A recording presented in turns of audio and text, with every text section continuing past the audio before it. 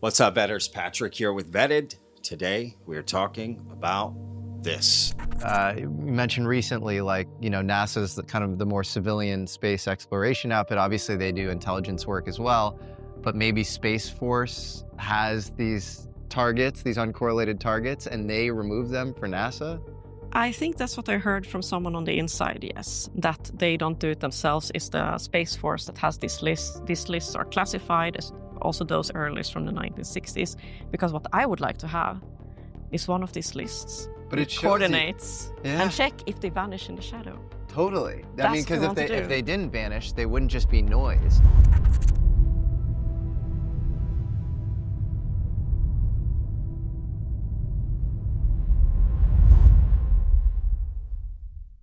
All right, Vetters, please hit that like button. That really helps out the videos. And of course, if you're not already subscribed, hit that subscribe button. Y'all, I'm trying to get to 100,000 subscribers by the end of the year. All right, so let's break down this story a little bit. Basically, Dr. Beatriz Villarroel has been in the news lately because of some transient objects she has found and some old, it's kind of hard to describe if you're not like a scientist, and I don't really know what I'm talking about, but basically these plates, they call them, right? The system that they had in place a long time ago, I guess they still use it, where they were able to capture pictures of the sky, right?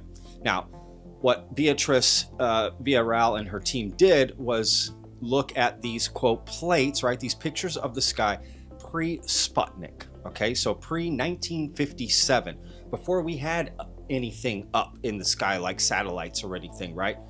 And they were able to find what they believed to be objects that shouldn't be there, reflecting light, metallic, mirror-like objects, UFOs allegedly, right? And she thinks that this may be proof of non-human life on Earth, potentially watching us, observing us. And these papers have been peer-reviewed. It's a whole thing, right? This is from the Palomar Observatory before we had satellites in space. How many of these transients did you find? Our original sample is around 105,000 transients from just the northern hemisphere. Dr. Beatriz Villarroel holds a PhD in astrophysics. She's won the L'Oreal UNESCO Prize for Women in Science. She's currently an associate professor at Stockholm University, where her research runs the gambit from active galactic nuclei to transient phenomena in the search for intelligent life. If I look at everything that I learned in the last years, I will be fair. I don't think we are alone. I think we have company. In this video, we're going to focus on something a little bit different. And it's the idea that NASA, via Space Force, has been hiding this knowledge for decades, that they've known about this a long time. And the gist is this: basically, they were finding these strange things in the sky and we're just kind of dismissing it like, oh, we don't know what that is. Let's just get rid of it. Well, what the hell? What I didn't know is that there's apparently since the early 1960s, there were something called uncorrelated targets.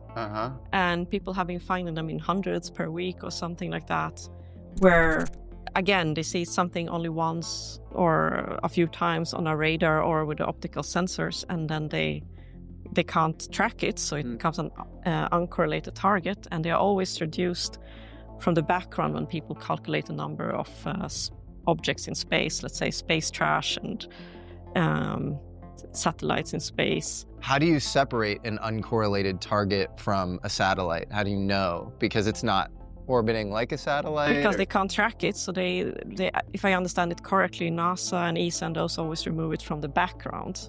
Okay. They remove this background of uncorrelated targets from the total number of things that they see in order to calculate the number of objects in space.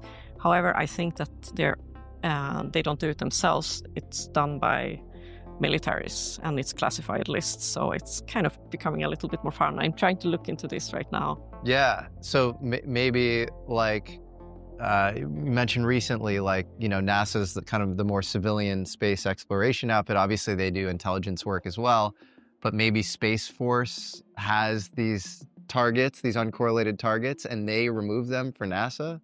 I think that's what I heard from someone on the inside, yes. That they don't do it themselves. It's the Space Force that has this list. These lists are classified, as also those earliest from the 1960s. Because what I would like to have is one of these lists. But it shows coordinates and check if they vanish in the shadow. Totally. I mean, because if they didn't vanish, they wouldn't just be noise. Because it sounds like systematically people looking at space are calling them uncorrelated targets. You're basically, it's like it's noise in the data or something. It's something to be filtered out. But in fact, you have other agencies that are systematically tracking the noise because it's not just noise. These are objects, maybe. It's very interesting, and I learned also that it's like they make up the majority of the things that we see on the sky today, but again, I didn't know about it. So I'm wondering a little bit, are my transients similar to these uncorrelated targets, of course? Yeah. It's one of the things I'm wondering about, because that would be interesting.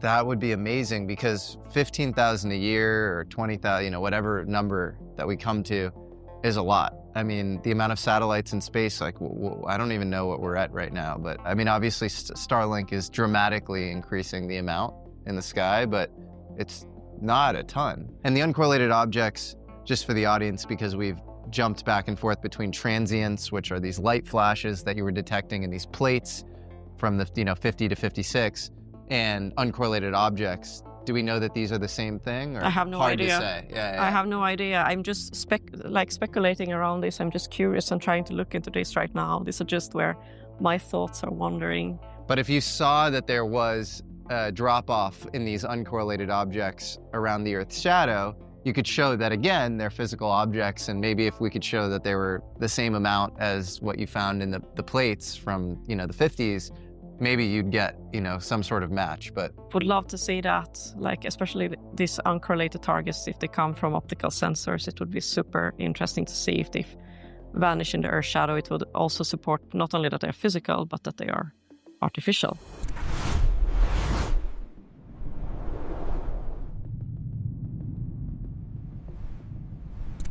And of course, there's a lot of odd things surrounding NASA, Space Force, all of that, right? I mean, even Avi Loeb and others are a little curious as to why NASA hasn't released the photos of 3I Atlas. So, have you reached out to NASA?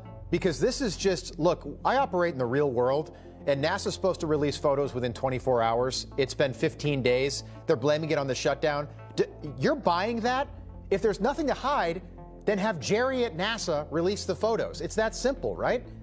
Yes, it's actually not NASA. The principal investigator of this camera is at the University of Arizona, and I actually sent an email asking him for the data. He didn't reply. So wow. I'm not sure exactly what is going on, but I'm not willing to speculate, and I will use as much data as we have. Of course, I'm very much eager to see it. And most recently, you have Donald Trump making NASA a spy agency. Trump executive order quietly declared that NASA is now a spy agency. What? How? About that? What? Yeah, this happened a couple weeks ago. What? Yeah. They spy from space? I don't know. What does it mean? The executive order came out, and there's just a redesignation, I think, of what NASA is officially. What does that mean? I don't know. That's what it could. It could be nonsense, or it could mean something important. Now, granted, part of that has to do with like labor rights and this and that. So I don't know if there's anything particular, conspiratorial about that, but it's still strange. And our good friend Ross Coulthart even said he's seen NASA cut live feeds when something may be coming that can't be explained. It's funny. I never believed any of the NASA conspiracy theories until very, very recently. I always thought it was nonsense that NASA cut the feed, and I now realize someone is cutting the feed because I've seen it. I've actually seen it happen. So is the idea that Space Force has more information than NASA? Is this getting sent over and hidden and classified so we don't know about it? I mean, take a look at what Lou Elizondo said about his work with David Grush, which I never hear anyone talking about this, and Lou Elizondo hasn't commented on it again, but what does he mean by this? But there's a lot of people like Dave Grush who had to go through a lot worse than I did as far as repercussions. Within 24 hours, they tried to bury his career. And love him or hate him, irrelevant. He is a patriot, and I worked with him at U.S. Space Force. I wasn't allowed to say where, but at this point I don't care anymore because people are like, oh well, he didn't really. Yes, he did. We worked in his SAP-F facility, a skiff together, and our only job was UAP, and no one knows that. And I'll tell you right here and right now, for the first time, that's exactly what we were working on, and Space Force was paying us to do it. And this was after ATIP. So when people are saying, oh, well, there wasn't anything to see here, that's not true. And in fact, some of the most compelling data that we have right now in the U.S. government was a result of our time at Space Force, not at ATIP, because we had better technology, more capabilities, more persistence. I'm hopeful that story will be told sometime. Is that what he's implicating here? Is NASA still doing that to this day? And this is the information they get at Space Force? The stuff NASA finds, moves to Space Force, they classify it? I don't know.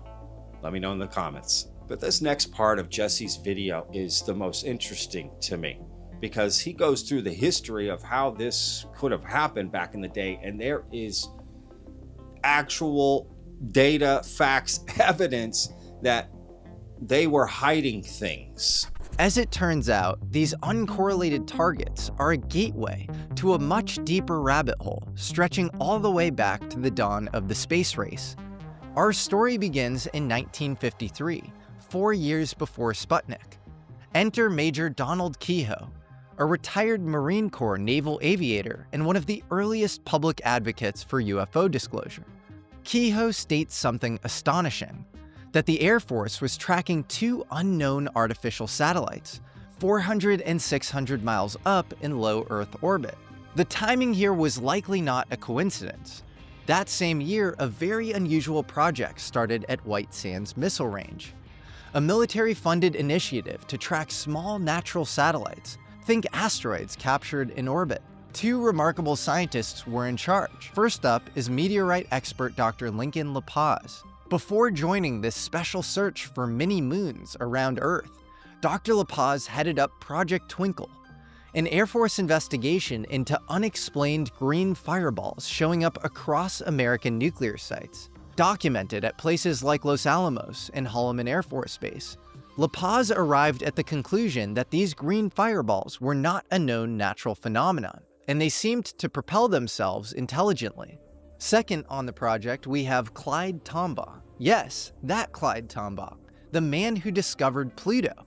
The man whose ashes are now speeding towards interstellar space inside the most expensive urn ever built, NASA's New Horizons spacecraft. Until the day he died, Tombaugh remained steadfast in his conviction that some UFOs could represent visiting alien spacecraft.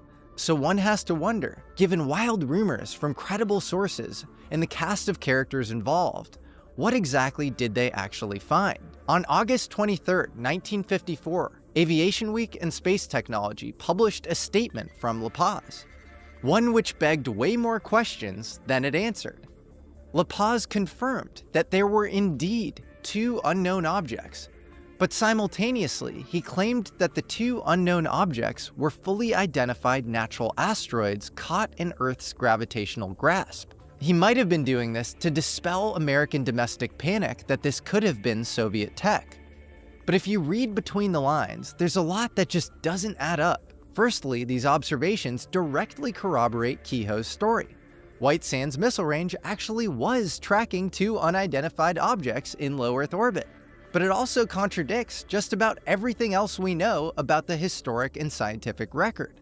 These 2 quote-unquote natural satellites never show up again in any of the literature on asteroids and near-Earth objects. Given that the moon is regarded as the Earth's only permanent natural satellite, these 2 mini-moons should have been a major astrophysical discovery. I'm talking national news major. Yet we never heard about these 2 objects again. Perhaps strangest of all, in the official Near-Earth Satellite Project's final report, these 2 objects aren't even mentioned. Not only that, but the report concludes that there are no natural satellites orbiting the Earth. But if that was true, if there were really no natural satellites, then what the hell were these 2 unknowns?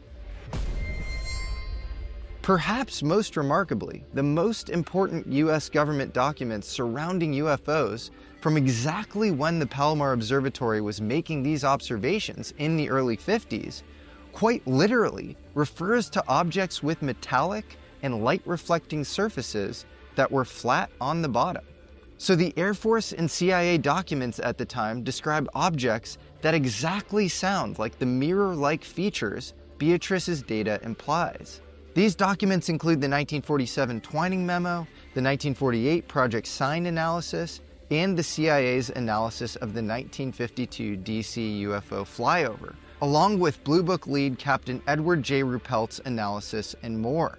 UFOs are consistently described as light-reflecting, luminous, shiny, metallic objects, characteristics that would likely show up as light transients on astronomical plates like the Palomar observatories.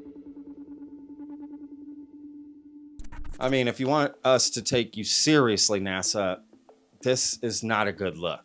And there's even proof today that something similar has been observed outside of Dr. Beatrice's work, but more in line with things they found before, right? These objects floating around. Well, most recently, it was announced that we have found a, quote, second moon.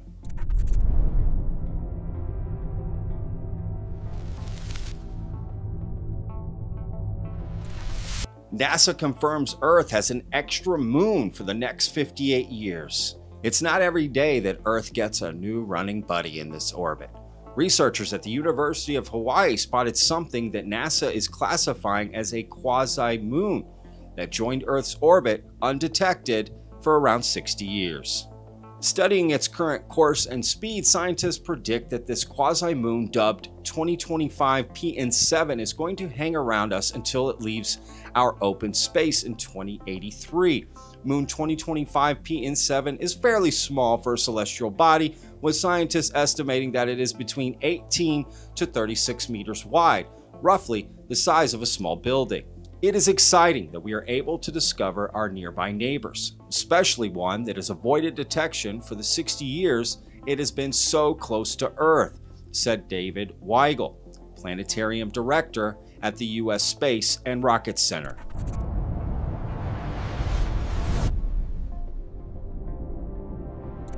So basically, there can be things flying around here that the size of a small building, that we don't even catch. That is an indication that there are going to be all kinds of things flying around, way bigger than we could imagine, even with our technology today, that we just don't catch. I mean, we caught this, but it took 60 years. What other things, right? It just opens the possibilities. I'm not saying that we're being visited by aliens or observed, but I'm as skeptical as anyone. But damn, that's starting to look that way. All right, so let me know what you think in the comments. As always, thank you so much, Vetters. We'll see you in the next one. Remember, every day's a gift, y'all. Peace! Hey, Patrick. This is John. I'm from Birmingham, Alabama. And I just wanted to tell you a real quick story about a very big, bright orb that I saw. First off, I'm a retired police officer. At the time, I was working as a police officer. It was July 2nd, 2012 at basically about 5 minutes after 10 p.m., so 22:05 hours. I was going into the police department. It was cloudy, a little bit rainy, but not really, just drizzling. And I was getting ready to go in for night shift roll call. Well, it was kind of a foggy, very, very low clouds type of night, and I saw an airplane. I got out of my truck, backed my truck up to the front lot to get out to go to roll call. Saw an airplane flying pretty high up out of the Birmingham airport. As soon as I saw it pass over pretty high, coming out of the airport, climbing higher, where the low clouds were really right above City Hall, which is right across from our police department. Is actually in Homewood, which is inside the Birmingham area. The City Hall had clouds and fog above it, and I saw a red, very vivid, bright orange orb pop out of the clouds, and it just stopped. And the way it stood still just stood out to me, kind of like just got my full attention immediately. Looked, saw the plane coming out of the Birmingham airport, which is way higher than this orb. The low clouds was probably a few hundred feet above the top of the Soho, which was City Hall, where it's got several floors and it's got some condos at the top of it. So a few hundred feet above that is where the clouds and the foggy type clouds were, and an orange orb pops out of the bottom of it and just stays still. And I'm looking at it, and it's just sitting there. And I'm thinking, you know, what is this thing? It's very brilliant looking, is the best way I can put it. Very orangey, red, very brilliant. And then it just moves quickly and swiftly back into the clouds and was gone in a second and a half. That was just gone. And I went in roll call, didn't say anything to anybody. I was just sitting there thinking about it while they were doing roll call. And I ended up just documenting it to myself in an email to myself and kept it over, you know, all these years. But it's something I haven't forgot. And like many of the other callers have said, I've seen a few things, you know, since this incident.